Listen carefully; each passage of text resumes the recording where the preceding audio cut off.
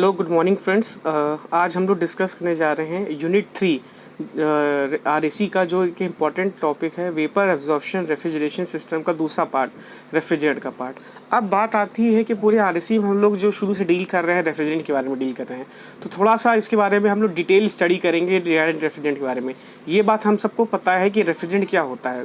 Refrigerant एक ऐसा working fluid है सिस्टम में, चाहे वो आपका रेफ्रिजरेटर हो, वाटर कूलर हो या एयर कंडीशनर हो, जो कि आपका लो प्रेशर लो टेम्परेचर के अंदर एवोपरेटर के एंटर करता है और लो प्रेशर लो टेम्परेचर के में वेपर फॉर्म में बाहर निकलता है, लिक्विड फॉर्म में एंटर करता है, वेपर फॉर्म में बाहर निकलता है और लेटेंट हीट को अब्जॉर्व करता है।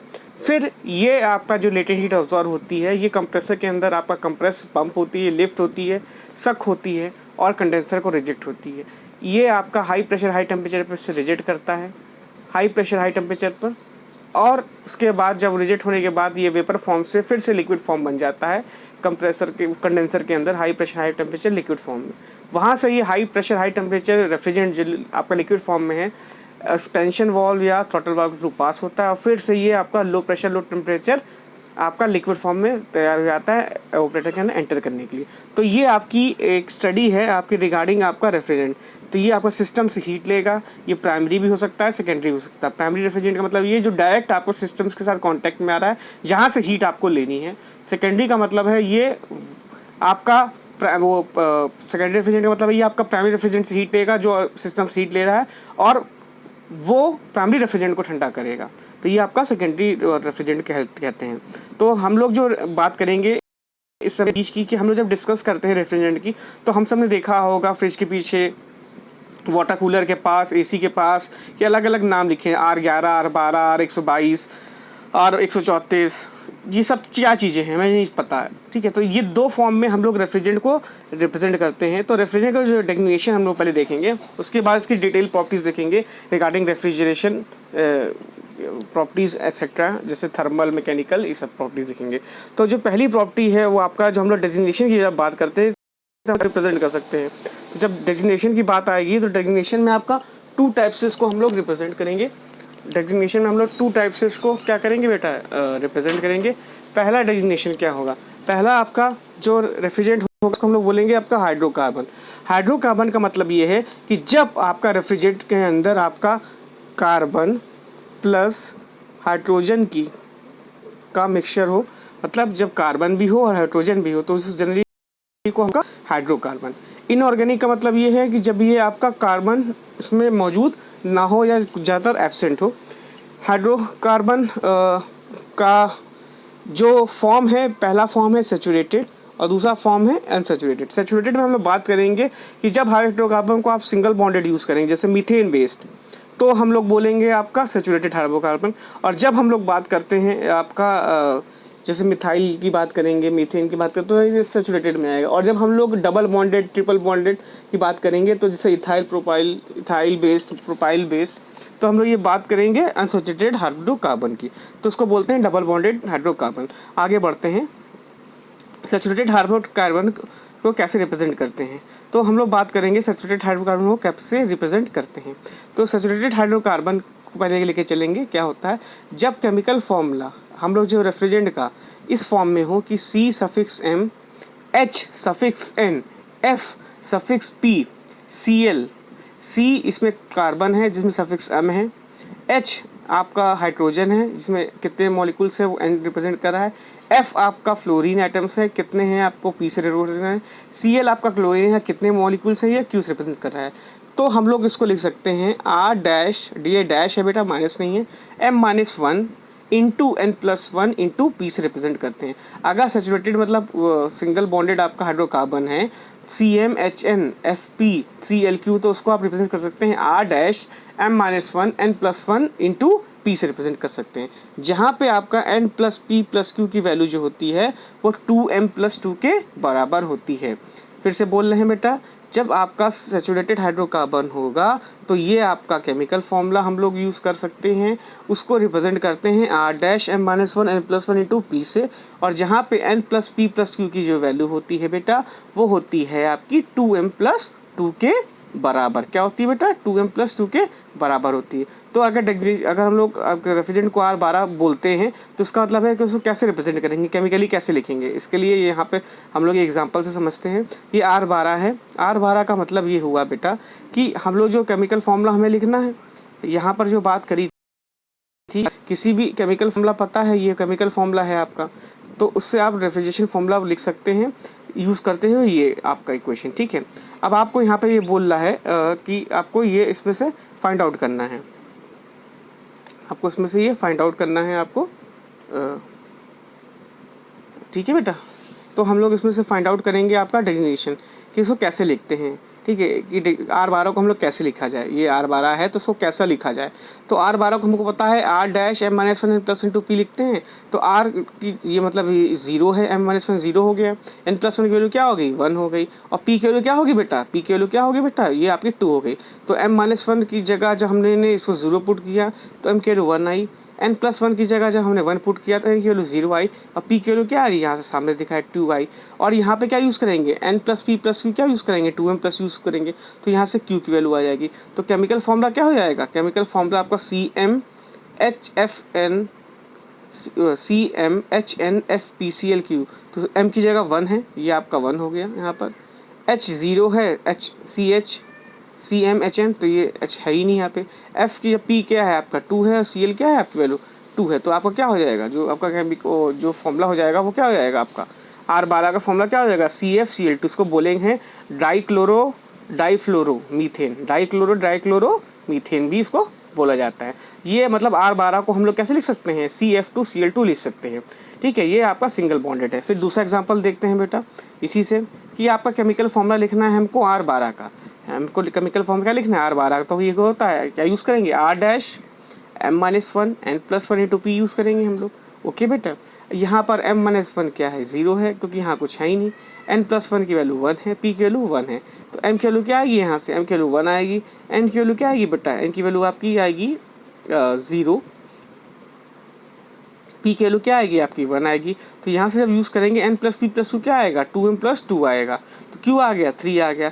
यहाँ पे जब पुट करोगे तो वैल्यू क्या आएगी आपका, CfCl3 क्या आएगी बेटा वैल्यू, CfCl3 मतलब ट्राइक्लोरोमोनोफ्लोरोमीथेन, ये क्या है आपका CfCl3 की वैल्यू आई, ट्राइक्लोरोमोनोफ्लोरोमीथेन। ये किसकी वैल्यू आई, R12 की वैल्यू आई, इसको ये बोलेंगे। ठीक है बेटा, इसको बोलेंगे R11। फिर हम लोग बात करते हैं दूसरे की, कि अगर मान लीजिए डाटा में आपको ये दे रखा है कि आपको केमिकल फॉर्मूला दे रखा है, केमिकल फॉर्मूला आपको दे रखा है और आपको रेफरेंस डेफिनेशन पूछ रहा है। डेफिनेशन का मतलब है जो R के फॉर्म में हम लिखते हैं, तो ये हम लोग यहाँ से यूज़ करेंगे CmHnFpClQ है। ठीक है, और इसको आप इससे कंपेयर करिए। यहाँ से जब कंपेयर करेंगे तो m क्या दिख रहा है बेटा आपको, m दिख रहा है 1, n दिख रहा है 1, p की वैल्यू क्या दिख रही है बेटा आपको, p की वैल्यू आपको दिख रही है 2, क्यू की वैल्यू क्या दिख रही है बेटा आपको, क्यू की वैल्यू दिख रही है आपको 1 दिख रही है। यहाँ पे आप जब इस चीज़ को पुट करेंगे सिंपल का, क्योंकि आपका जो केमिकल डेफिनेशन CmHnFpClQ है, तो यहाँ से जो आपकी वैल्यू है वो निकल आएगी। तो आप जब यहाँ पे इसको पुट करेंगे इस वैल्यूज तो क्या आएगी आपकी R22 क्या आएगी, इसको हम लोग फ्रीऑन भी बोलते हैं। तो डाइफ्लोरोमोनोक्लोरोमीथेन को डाइफ्लोरोमोनोक्लोरोमीथेन, डाइफ्लोरो क्यों बोला, दो मॉलिक्यूल ऑफ फ्लोरीन है, एक सिंगल क्लोरीन है, और मीथेन को हम लोग क्या बोलते हैं, R22 भी बोलते हैं। CHF2Cl को हम लोग क्या बोलते हैं बेटा, इसको हम लोग R22 भी बोलते हैं। फिर हम लोग दूसरा देखते हैं कि दूसरा फॉर्म आपका है कि ये क्या है आपका जैसे ये है दे रखा है, केमिकल डेफिनेशन निकालना है हमको CHH2F4 का, CHH2 का क्या निकालना है, हमको केमिकल डेफिनेशन निकालना है। तो इस केस में जब हम लोग जब कंपेयर करेंगे, m की वैल्यू क्या दे रखी है 2 दे रखी है, n की वैल्यू क्या दे रखी है 2 दे रखी है, p की वैल्यू क्या दे रखी है आपकी 4 दे रखी है। तो यहाँ जब आप कंपेयर करोगे तो m-1 की जगह वो m की जगह 2-1, n की जगह 2 और ये पुट करोगे तो R134 आएगी। तो ये जो हम लोग यूज़ करते हैं आपका टेट्राफ्लोरोईथेन, जो हम लोग एथिलीन यूज़ करते हैं, ये क्या होता है आपका R134 होता है, इसको बोलते हैं हम लोग R134 4। इसको जनरली हम लोग आपका रेफ्रिजरेटर्स वगैरह में और आप आजकल क्या बोलते हैं हम लोग एसीज़ वगैरह में इसको काफ़ी यूज़ करते हैं। और R22 को हम लोग कहाँ यूज़ करते हैं, रेफ्रिजरेटर्स वगैरह में। और R134 वगैरह को हम लोग जनरली कहाँ यूज़ करते हैं आपका, इसको हम लोग रेफ्रिजरेटिंग यूनिट्स वगैरह में काफ़ी आजकल डेली लाइफ में यूज़ कर रहे हैं इसको, R134 को। ठीक है, इसी तरह तो हम लोग देख सकते हैं R12 को क्या बोलते हैं, CF2Cl2 बोलते हैं, डाइफ्लोरोमीथेन। R11 को क्या बोलते हैं, CFCl3 बोलते हैं, ट्राइक्लोरो मोनोफ्लोरोमीथेन। R134 को C2H4 टेट्राफ्लोरोइथेन। इसी तरह R113 को क्या बोलते हैं, डाइक्लोरो ट्राइफ्लोरो इथेन। तो इस तरह ये अलग अलग इसके नाम हो गए। ठीक है, अब आगे बात करते हैं तो सिंगल बॉन्डेड की थी, अब हम लोग बात करते हैं किसकी, डबल बॉन्डेड की। अगर आपका सिंगल बॉन्ड की जगह कार्बन के 2 बॉन्ड हो, और तो इस केस में आपका जो डेफिनेशन क्या होगा, अगर आपका CmHnFpClQ आपका ये फॉर्म है तो उसको कैसे लिखेंगे, ये सब जनरल फॉर्म है, CmHnFpCl को जनरल फॉर्म है। लेकिन सिंगल बॉन्ड था तो M-1 N+1 इंटू P था, तो यहाँ पर क्या एक एडिशन हो जाएगा, यहाँ पर एडिशनल एक क्या ऐड हो जा रहा है, यहाँ पे 1 एडिशन हो जा रहा है। ठीक है, क्या ऐड हो रहा है बेटा, किसी एडिशनल क्या हो जा रहा है, 1 ऐड हो जा रहा है। तो R-1 into M-1 into N+1 into P, सब कुछ वैसा ही रहेगा, बस क्या होगा, 1 का मल्टीप्लिकेशन हो जाएगा। और N+P+Q इज इक्वल टू क्या हो जाएगा, 2M हो जाएगा, +2 की जगह क्या हो जाएगा, 2M हो जाएगा। सिर्फ जैसे हम लोग यूज़ करते थे वहाँ पे N+P+1 is equal to 2M+2 use करते थे, यहाँ क्या यूज़ करेंगे, सिंपली 2M यूज़ करेंगे। तो इस केस में आपका केमिकल जो डेफिनेशन का जो फॉर्मूला आएगा आपका ये होगा R-M-1 N+1 इंटू P, और N+P+Q वैल्यू क्या आएगी, 2M के बराबर रहेगी। चलिए इसके बारे में इसको देख लेते हैं, इसको कैसे रिप्रेजेंट करेंगे। अगर इसको हमको लिखना है, जैसे ये है आपका इथिलीन बेस्ड है C2H4, ये क्या है आपकी एथिलीन है, ये आपको निकालना है। तो सिंपली यहाँ से क्या मिला, M की जगह जब इसको कंपेयर करोगे यहाँ से M की जगह तो 2 मिला, H की जगह क्या मिला, 4 मिला, F0 मिला, Q0 मिला। सिंपली आप क्या करोगे, इस चीज़ को उठाओगे, यहाँ पे पुट करोगे, यहाँ पे पुट करेंगे, तो M की वैल्यू की जगह R-1 दिखा, M की जगह क्या पुट किया आपने, 2 पुट किया, N की जगह क्या पुट किया आपने, 4 पुट किया, तो यहाँ से क्या आएगा, R150 आएगा। इसको एजिटोप्स वगैरह भी हम लोग कहते हैं, क्या बोलते हैं, एजिटोप्स वगैरह भी कहते हैं, जो कि एक 2 रेफ्रिजरेंट का मिक्सचर होते हैं। R150 क्या आएगा, R1150, इसमें से 0 जो आएगा लास्ट में उसको हटाएंगे नहीं, तो R1150। ठीक है, R1120, R1130 को C2HCl3 बोलते हैं, R1150 C2H4 बोलते हैं, R1210 को C3H6 बोलते हैं। ये कुछ आपके क्या होते हैं, आपके ये रेफ्रिजरेंट्स हम लोग यूज़ करते हैं। इसमें क्या है जो हम लोग रेफ्रिजरेंट यूज़ कर रहे हैं, अगर क्लोरीन एलिमेंट जो होता है इन रेफ्रिजरेंट में प्रेजेंट होता है, जिसको कि जनरली हम लोग बोलते हैं हेलोजेंस, जिसमें फ्लोरीन क्लोरीन्स वगैरह ये प्रेजेंस होते हैं, ये क्या करते हैं, ओजोन लेयर को अटैक करते हैं। मतलब ये जब ऑक्सीजन के कांटेक्ट में आते हैं ऊपर सरफेस में, जो कि हमारी जो क्या बोलते हैं, हमारी एटमॉस्फेयर की जो लेयर है उसमें से जो अर्थ से जो 10 किलोमीटर की लेयर को हम लोग बोलते हैं स्ट्रेटोस्फीयर। स्ट्रेटोस्फीयर के ऊपर आपका ये ओजोन लेयर वहीं पे क्या करती है बेटा, लाई करती है, और यहाँ पर क्या बोलते हैं, ये ऑक्सीजन कांटेक्ट में आने के बाद ClO बनाती है, या आपका fluorine plus single oxygen atoms के साथ बनाती है, जो कि आपका क्लोरीन ओजोन लेयर डिप्लीशन के लिए क्या होता है बेटा, आपका रिस्पॉन्सिबल होता है, जो कि क्या होता है आपका ओजोन लेयर डिप्लीशन के लिए बहुत ही रिस्पॉन्सिबल है। ठीक है, आपका कभी कभी आपका R134 को हम लोग ये भी R134 हमने देखा था पीछे, इसको हम लोग डोमेस्टिक रेफ्रिजरेटर में यूज़ करते हैं, जैसे हमने आपको डिस्कस किया था आपको। इसको हम लोग टेट्राफ्लोरोइथेन भी बोलते हैं।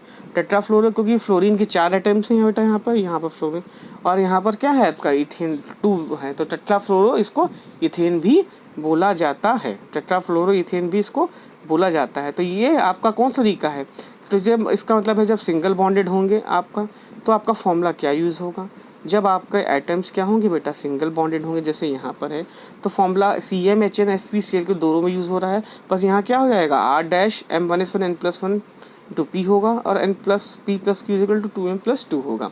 अगर यही चीज़ क्या होगा बेटा, डबल बॉन्डेड का यूज़ होगा, जैसे ये, तो CmHnFpCl वैसे ही रहेगा, बस आप क्या कर दोगे, यहाँ पर कैसे मल्टीप्लाई कर दोगे, यहाँ पे 1 से और मल्टीप्लाई करोगे, R-M -1 प्लस इंटू पी और n plus p plus q is equal to 2m कर दोगे, +2 वहाँ से हट जाएगा। ठीक है बेटा।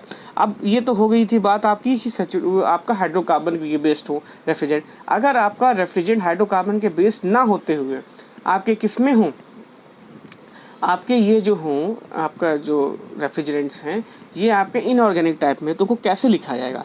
उनको लिखने का तरीका ये है कि अगर ये आपका रेफ्रिजरेंट किस फॉर्म में हो, इनऑर्गेनिक के फॉर्म में हो, इनऑर्गेनिक के फॉर्म में जिसमें कार्बन मौजूद ना हो, जो हमने डिस्कस किया था, तो इसका तरीका ये है R-700 प्लस मॉलिकुलर वेट। क्या है बेटा तरीका? R-700 plus molecular weight. तो इसमें आते हैं आपके गैसेस जैसे ammonia, carbon dioxide, sulphur dioxide, air, water, ये सारी चीज़ आती हैं। तो जैसे हम लोग देखते हैं ये यहाँ पर NH3 है। NH3 का आपका एटॉमिक नंबर, मास नंबर है, मास नंबर 14 होता है। यहाँ पानी का ये तो यहाँ 14 लिख दिया। यहाँ पे हाइड्रोजन का जो मास नंबर है वो 1 होता है। कितने मॉलिक्यूल थे? 3, तो 17 हो गए। तो ये क्या होगा? R-717 प्लस मॉलिकुलर वेट हो गया। तो R-717 क्या बोलते हैं हम लोग? अमोनिया भी बोलते हैं। ठीक है। अब बात करते हैं पानी की। पानी का क्या होता है? यहाँ पे 1 होता है, ये 2 मॉलिक्यूल्स है। वाटर क्या होता है? 8 और 16। तो हम लोग क्या लेंगे? 16 वाला लेंगे। तो ये क्या हो जाएगा आपका 18। तो ये क्या हो जाएगा? R-718। तो R-718 को क्या बोलते हैं हम लोग? अमोनिया भी बोलते हैं। वाटर बोलते हैं। R-717 को क्या बोलते थे? अमोनिया बोलते थे। CO2 की बात करते हैं, ये क्या होता है? 6 और 12। तो हम लोग 12 यूज़ करेंगे मॉलिक्यूलर वेट। ऑक्सीजन क्या होता है? 8 और 16। 16 हर कितने मॉलिक्यूल से? 2 मॉलिक्यूल से। तो ये 44 हो जाएगा। R-744 को क्या बोलोगे आप? इसको बोलोगे कार्बन डाइऑक्साइड। इससे सल्फर डाइऑक्साइड की बात करते हैं। 16 और 32 होता है तो हम 32 यूज़ करेंगे। 8 और 16 होता है तो 16 × 2 64 हो गया। तो R-764 को क्या बोलोगे आप? सल्फर डाइऑक्साइड बोलोगे। तो इसी तरह से R-717 को क्या बोलेगा आपने? अमोनिया। R-718 को आपने क्या बोला? वाटर। R-744 को क्या बोला? Carbon dioxide. और R-764 को क्या बोला? Sulphur dioxide. और एयर के लिए मॉलिक्यूलर वेट क्या होता है? 29 होता है। सिंपल क्या यूज़ करोगे? R-729 होगा। ठीक है। R क्या होगा? 729 मतलब 729। तो इसी तरह हम लोग क्या यूज़ करेंगे? आपका ये सारे क्या बोलते हैं डेजिग्नेशन इसका आपके क्या होते हैं बेटा? फॉलो हो। तो ये था आपका एक इंट्रोडक्शन कि कैसे आप क्या बोलते हैं इनऑर्गेनिक रेफ्रिजरेंट को, सच हाइड्रोकार्बन रेफ्रिजरेंट का केमिकल डेफिनेशन, मतलब प्रारूप लिख सकते हैं कि R के फॉर्म में क्या होगा और केमिकल फॉर्मूले के फॉर्म में क्या होगा, जो CmHnFeCl की होता है, या इनऑर्गेनिक फॉर्म में क्या होगा। Hope you like the video. Thank you so much.